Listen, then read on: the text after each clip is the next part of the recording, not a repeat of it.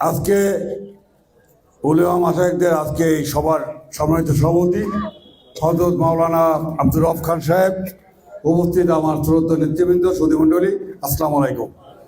আমি তো মুসলমান করে জন্ম, কিন্তু মাদ্রাসায় লেখাপড়া করি নাই। না করার কারণে মাদ্রাসা ইসলাম সম্পর্কে আমার জ্ঞান কম। আপনারা এই ব্যাপারে অনেক অভিজ্ঞ, কিন্তু আমি এইটুকু বুঝি যে ফরজ কয়টা? 4টা না? হ্যাঁ, 5টা। রোজা, নামাজ, হজ, যাকাত, কলেমা। কলেমা, রোজা, নামাজ, হজ, যাকাত, এই 5টা ফরজ, তাই না? ভিত্তি, স্তম্ভ নাকি? এখন এই যে বাংলাদেশের যারা ইসলামের নামে যে দলগুলো আছে, এই দলের এক এক দলে এক রকম কথা। কোন দলের নেতা বলে কোরআন শরীফ শুভঙ্করে ফাঁকি,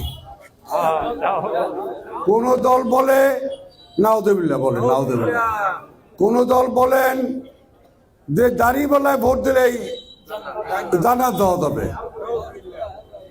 যদি এই 5টা যদি স্তম্ভ হয়, আর সাথে আরো যা আনুষ্ঠানিক আছে, মিথ্যা কথা না বলা, দুর্নীতি না করা, পাপ না করা, মানবিক ব্যবহার, এগুলো তো আছেই নাকি? তাইলে এইগুলো যদি না করে তাইলে জান্নাতে যাওয়ার পথ তো আল্লাহ বলেই দিচ্ছে না, কিভাবে যাওয়া যাবে, কি কি কাজ করা যাবে, কি করা যাবে না, আল্লাহ বলে দিয়েছে না? তাতে দাড়িওয়ালা কথা আছে, এই দানেশির কথা আছে। এই দানেশি, দাড়িওয়ালা, এই সমস্ত টাউটারি বাটপারি কথা বলে লাভ আছে কোনো? বলেন তো। এখন এই সমস্ত হইতেছে, এটা বাস্তব। আপনারা তারা এখানে উপস্থিত হয়েছেন, আপনার কাছে আমার অনুরোধ, বিএনপি এটা ইসলামিক মূল্যবোধের দল।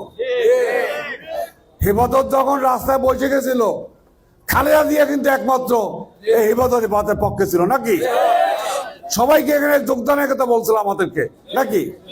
কিন্তু সেটা যে সরকার কিভাবে গুলি করে মানুষকে হত্যা করে, কিভাবে মানে মুসলমানকে হত্যা করে যাবে দেখেছেন, তাই না? আমাদের নেতা জিয়াউর রহমান, তিনি বাংলাদেশ সংবিধানে বিসমিল্লাহির রহমানির রহিম প্রতিষ্ঠা করেছিলেন নাকি? তো ইসলামী মূল্যবোধের দল না হলে এগুলো তো করতো না, করতো? আমাদের নেতা তারেক রহমান, দেখেন কপালে কিন্তু কালো দাগ পড়ে গেছে। তারেক রহমানের কপালে কালো দাগ দেখছেন? কপাল দাগ পড়ে গেছে। এবং উনি বাংলাদেশে এসে উনি বলছেন হযরত মুহাম্মদ সাল্লাল্লাহু আলাইহি সাল্লামের ন্যায়পরায়ণতার ভিত্তিতে রাষ্ট্র পরিচালনা করবেন, বলছেন না? উনি এই 20 মিনিটের বক্তৃতায় কারো বিরুদ্ধে কিছু বলেন নাই, কিন্তু ধর্মের বিষয়েও কিন্তু ইঙ্গিত দিচ্ছেন। এই একটা কথাই কিন্তু অনেক ব্যাখ্যা করা যায়। এবং উনি ইতিমধ্যে একটা দিনই প্রমাণ করছেন, তার বাসায় কাজের লোক ছিল ফাতেমা। খালেদা জিয়া তার বলতে গিয়ে যৌবন বয়সে স্বামী হারাইছেন। শহীদ রাষ্ট্রপতি জিয়া মারা গেছে, বয়স বেশি বয়স না তখন নাকি?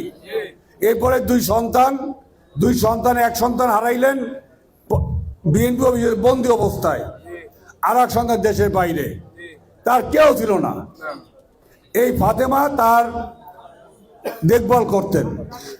যখন বিচার শুরু হইল, বিচারকের সামনে বলছে ফাতেমা, মাননীয় বিচারপতি, দেশ ছেড়ে খালেদা জিয়া আমার মা, তার কেউ নাই, আমি ছাড়া তার কেউ নাই,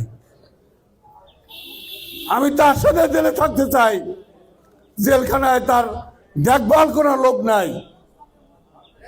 বিচারপতি বলছেন পৃথিবীর ইতিহাসে এমন ঘটনা নাই। বিচারপতি তাকে জেলে থাকার পারমিশন দিয়েছেন। খালেদা জিয়া 10 দিন জেলে ছিলেন, এই ফাতেমা সে কদিন জেলে ছিলেন নাকি? আমরা ভাবছি হয়তো তারেক জিয়া এই ফাতেমাকে একটা বাড়ি করে দেবে, 5 কোটি টাকা দেবে, সন্তানকে চাকরি দেবে, এইভাবে ভাবছি আমরা। কিন্তু ঠিক করলেন, ন্যায়পরায়ণতার কথা বললেন, এবং তার জীবনে প্রথম ন্যায়পরায়ণতার কাজটা কি করলেন? ফাতেমাকে তার পরিবারের জিয়ার সন্তান হিসাবে, তারেক জিয়ার বোন হিসাবে ওয়ারিশ করে সমস্ত অধিকার দিয়ে সম্পত্তি মালিকানা করে তাকে বোন হিসেবে মেনে নিলেন। বলেন এইরকম মহানুভবতা আমাদের দেশে কেউ দেখাইতে বলেন? এখন সে খালেদা জিয়ার সঙ্গী ছিল, এখন তার সন্তান তাইমার সঙ্গী হিসাবে তার ফ্যামিলির একজন পরিবারের মেয়ে সদস্য হিসাবে তিনি একভাবে আছেন এবং তার 2 সন্তানকেও চাকরি দিয়েছেন। এটা কিন্তু অলরেডি তারেক রহমান তার ব্যক্তি জীবনে এটা কিন্তু প্রমাণ করেছেন। কি বলেন, করেন নাই? তা আমি বলতে চাই, এখন তারেক রহমান বাংলাদেশে 20 কোটি মানুষের প্রাণের স্পন্দন, আশা আকাঙ্ক্ষার প্রতীক। তিনি বলছেন আই হ্যাভ এ প্ল্যান। তার একটা প্ল্যান আছে। তিনি রাষ্ট্র ক্ষমতা আসলে পরে একটি কল্যাণ রাষ্ট্র প্রতিষ্ঠার জন্য যা যা করা তারা সব করবেন।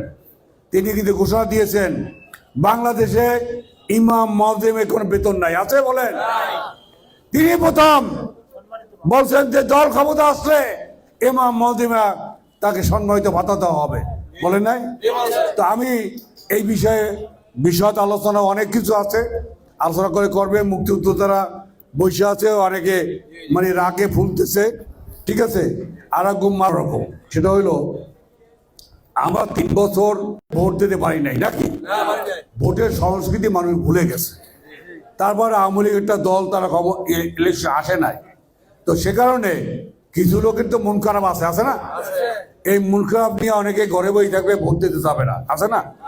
আমাদের কাজ হইলো সমস্ত মানুষকে ভোট সেন্টারে নেওয়া। ভোট একটা আমানত।